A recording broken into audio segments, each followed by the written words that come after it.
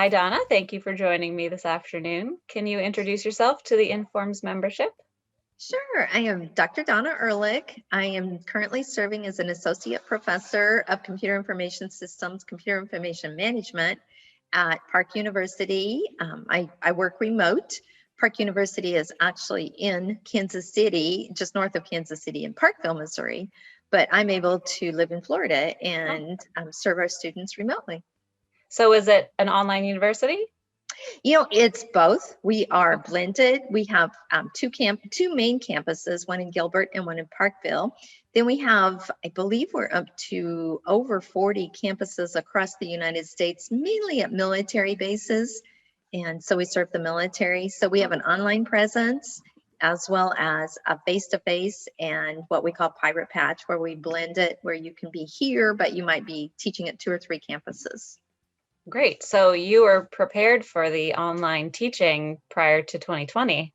Yes.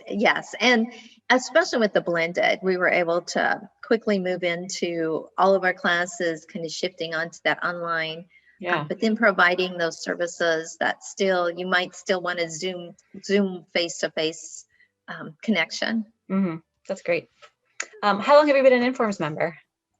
I actually joined just over a year ago. Oh, wow. So I am newbie. very new. Yes, I am. And Wow. so it's exciting to be a part of this, to really be able to jump in and learn more. And I've been affiliated with other organizations that are within Informs, but never in the entire Informs.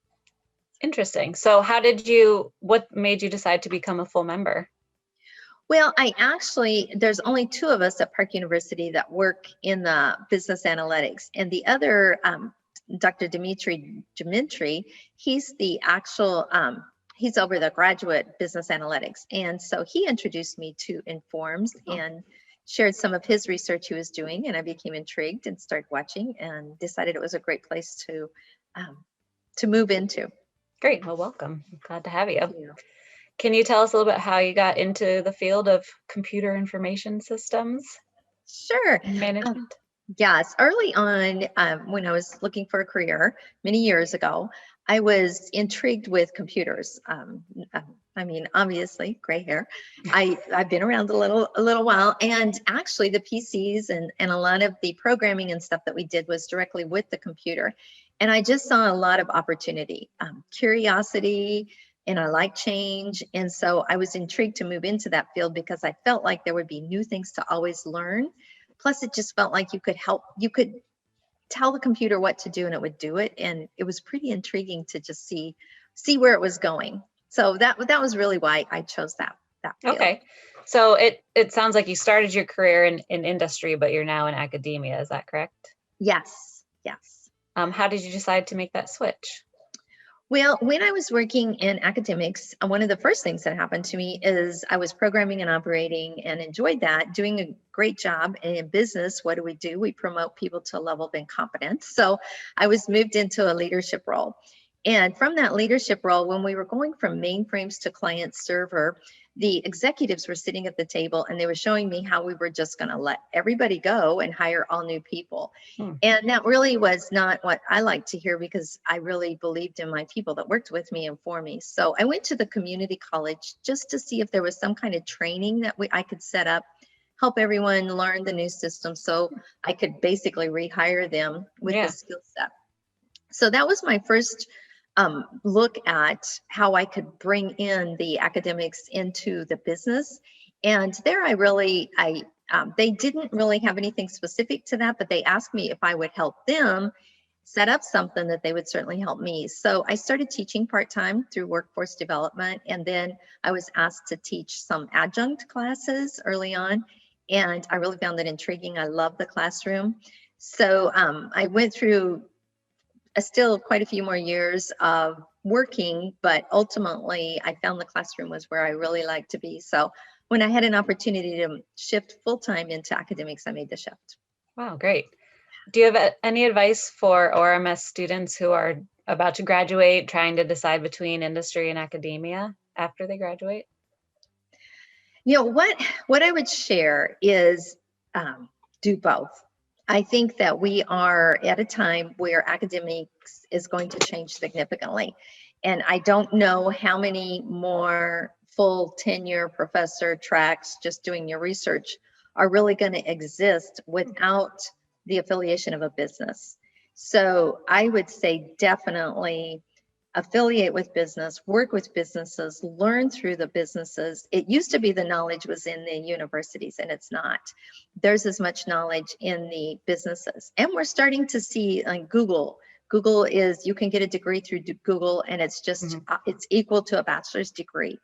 Learning isn't isolated to the classroom in a university anymore. So being open to both, being ready to be flexible, and seeing change in both business and academics, I think we're going to see it blend and blur together even more than it already is. So I think that was one of the things that drew me to Informs, is I feel like your membership is not just academics or just business, but it truly blends. I remember when I completed my degree in doctoral, when I was making the shift, I was told by a leader that in business that I would never be able to go back to business, because in academics, you guys just sit around and do research and talk about it. You don't actually do anything. Apply it. So I think it's really important to, I think we're seeing that that's not true anymore. That now when we do research, we're truly doing research in the industry, and we're seeing how it applies, and we're bridging. We're not just sitting over here in isolation doing our research. So I feel like Informs does that. So that's why I'm excited to be a part of Informs. Great. You do some research in the complexity and adaptive behaviors and diffusion of innovation in society. Can you explain that and describe some of your research? Sure. I guess I feel like nothing happens in isolation. And early on in technology, that was some of the things we did wrong, is we built some amazing systems, but we didn't build them in the environment where we were at. There's nothing that happens in isolation. And the more that we work with and learn from each other as we're building things, the better off we are. So we're all complex. There's nothing that's simplistic, and we're all constantly adapting. So, and we work in a system. So when you think about complex adaptive system, that's truly where we are. So in any focused area, or really anything we do, we're constantly adapting to build that as well. And that's kind of along with the diffusion of innovation, is just because you build something doesn't mean anyone will use it. I've been doing some work with self-driving cars, and there's a definite gap there in how do you get this, how do we go from driving a car to not driving a car? Anything in between means there's risks, extensive risks. So can you truly make that? So how do you really get that innovation to be used by the individuals? And I think sometimes we leave the person out of it. We forget that we're people. And, you know, a computer does exactly what you tell it to do. A person doesn't. And so we truly have to learn to blend the two. Wow, thank you. You mentioned you're working on some self-driving cars stuff. Is that your most recent project, or are you working on anything else right now? That one is one that I'm definitely, I've done some research on. It's intriguing to talk to people about self-driving cars, and there's still that emotion that goes with going out for a drive when you're a little bit older. But then when you're younger and you've never driven, you don't know that that's something you might lose. So it's really been intriguing to look at I've done the research with different people. So that is one area. Another one that I'm working on, I'm also working on building an undergraduate business analytic concentration and certification in our College of Management school. So that's another thing that Informs. I believe there was from Chicago a group that was talking about how they built a class that really was for all of their business school. I think that there's great opportunities for us to continue to blend that what is being researched into the classroom and building new degrees and new curriculum. So that's the other thing I'm working on, is curriculum development. What is something you've learned in the last month, either professionally or otherwise? You know, what I've learned is how to play the Attack of the Squirrels in Oculus. Have you done that yet? Nope. It's so awesome.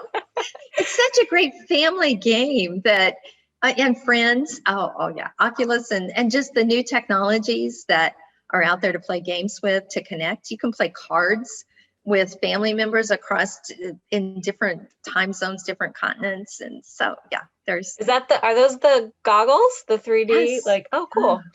What happens in Attack of the Squirrels? Are you just running from squirrels the whole time? Well, the person that is the Oculus, he's the tree, and he's protecting his acorns. And you're the people. Then there's an audience there, or not audience. There are people. Then you have your cell phone. There might be 3 or 4 people that have cell phones, and on your cell phone, you're a squirrel. So you are trying to get up and get those magic acorns, while the Oculus, the tree, is trying to get you so that you can't get the acorns. Fun. Yes, it is. It's very interactive and fun. Great. I noticed when I was looking you up on your LinkedIn page, you say that everyone should become a chief imagination officer of their own life. Can you elaborate on this mindset? It's very interesting. Sure. What I believe is that inside of each of us is unbelievable potential that we don't allow to come out. And I feel like a lot of that is because we're not comfortable. So I think whether you're a leader or you're teaching a class or you're working with a group in a community, we should all look at each other as having that ability.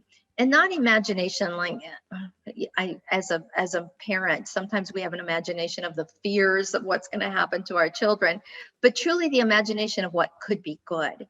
And so it's really about helping people get into a comfort zone. So in the classroom or when I'm leading you, I try to help you find an area of comfort so that you can go out of your comfort zone. So you can become the chief imagination officer of what can happen around you. And if you think about it, it's exciting to be with a group of people when you're imagining and creating and doing new things. And that's when you truly learn. So I feel like that's where, as a leader, you can do that at work, you can do that in the classroom. That's where there's just great potential and opportunity to learn from each person. There's no one that, no, it's the complex systems really, there's no isolation in getting people to understanding the people then creates a whole new level of living and system. Great. So you volunteered as an ambassador for the virtual 2020 Informs annual meeting. And now that I know you've only been a member for a year, I'm even more impressed. So thank you for volunteering. Can you talk about that experience a little bit? The group, whoever built that, did a fabulous job. I cannot take sole credit for that. Well, hopefully people went in and at least looked at it.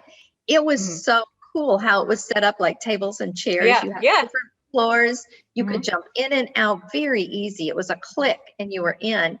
It would make some people nervous that they clicked and all of a sudden they're sitting in a chair. So you don't have that time of walking into the room and checking it out. You click there.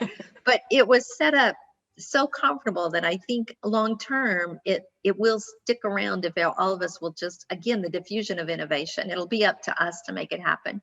But it's just a great place. I had people that came there looking for a job, and then I had some that were looking for employers, and just seeing them connect and then start talking. I also had several students, and they were talking about what are they going to do in the future? How do they break into a full-time job? What will it look like? It's a great place to connect, and we just have to become used to it or more comfortable. But yeah, it was designed awesome. It was fun. So what were the topics that you were facilitating talks on? Well, I did talk about the self-driving cars. So there were some topics on that, and then just the higher education. Yeah. I had the opportunity to work at Creighton University for a couple of years in a doctoral program. So I served on dissertation committees and helped doctoral students in their research. And so that was fun to be a part of that. Yeah, it seems like those facilitated sessions started out as a chat about whatever topic was and then ended into an advice session with the facilitator. But that's great. If everyone felt like they were impacted by it at the end, then that's all that matters. Yes. It looks like you're also part of the Information Systems Society at Informs. I was going to ask how your involvement in this group has affected your career or your research, but now knowing it's only been a year, I'm not sure how much it's Yes, and impacted. again, I think that anytime you want to learn something is jump in and do it. And so I joined just to learn more. So yes, I have a lot to learn. Yeah. What interests you have outside of work that might surprise your friends, or well, your friends would know you, but a colleague maybe? A couple of things.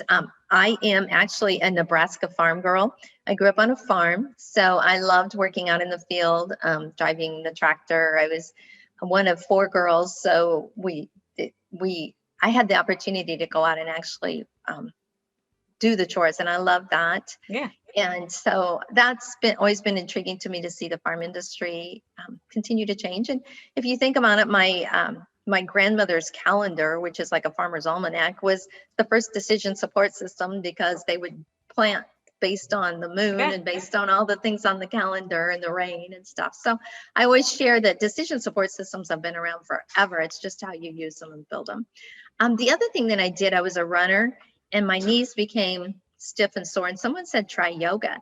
So I was taking yoga thinking I would use that to get back to running, and I found that I loved it. So I'm now a certified yoga instructor. Wow. And then I also continued with learning then through Dr. Deepak Chopra and John Kabat-Zinn on mindfulness. And I started understanding how, a computer, we can shut it down and isolate it so that it thinks only about certain things. I wish I could do that with my mind. Mm-hmm. And mindfulness has kind of helped me do that to where my analysis is, I think, a little better through mindfulness. And I can behave more like the computer where I can actually shut my mind down, focus on what I'm trying to analyze, and I think do a better job. But on the other hand, we don't want to lose all those feelings that come up because that's what makes us different than the machine. What would you title your autobiography? I started doing this research, and I want to follow up with it even more, is I would probably call it Breadcrumb Trail. And the reason that I share that, I would love to write a book called Breadcrumb Trail, and I would love to have it full of stories. We all have a story. And I feel like what we need to do as individuals is we need to leave little breadcrumb trail for others that follow after us.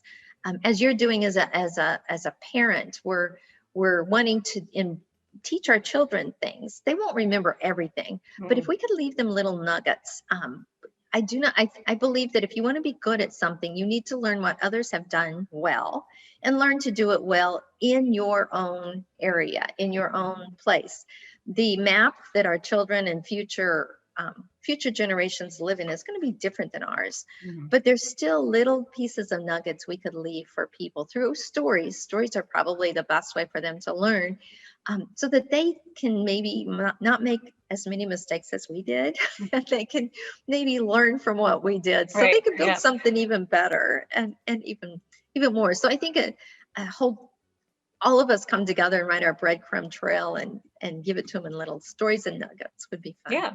And that's why we do these. What's your stories? Try to learn about everyone and make some connections. So we all did this last year, but what was your favorite thing to binge watch during the height of the pandemic? Guilty pleasure. I finally took time for Schitt's Creek. Yes. And I enjoyed it. It was fun. So now I'm connected to those characters. When I see the pictures that come on Facebook that people share, they actually have meaning to me now. I can laugh. Yeah, and that's a great one to just totally take your mind off of anything that's happening around you. Yes, exactly. Exactly. Is there anything about 2020 that you hope remains in the future? Anything positive that's come out of the past year? I think that the continued use of technology to connect, I think that's the one that has been most, I guess, the most powerful for me. I have an 85-year-old mother that I couldn't always go see, but because of things like this, things like Zoom, teleconferencing, I could connect. I have elder family members, and so we created a family Facebook page, and on there I could do yoga. And I could have a Facebook Live yoga class for everyone to watch. And I could record it and leave it out there for others. We could record messages to each other, as well as just connecting through you could pick who you connect with through the internet, and it's great. I love it. Yeah. So that's, I think, the thing is the connection with the friends and family that means so much to you. Do you have a funny math joke for me? Okay, so since I talked about farming anyway, so how does a mathematician plow his fields? How? With a protractor. That was Very really good. bad. I Really like it. bad. It's good. Well, thank you so much for your time today, Donna. I really enjoyed talking to you. Well, thank you, Kara, for taking the time. It's been fun.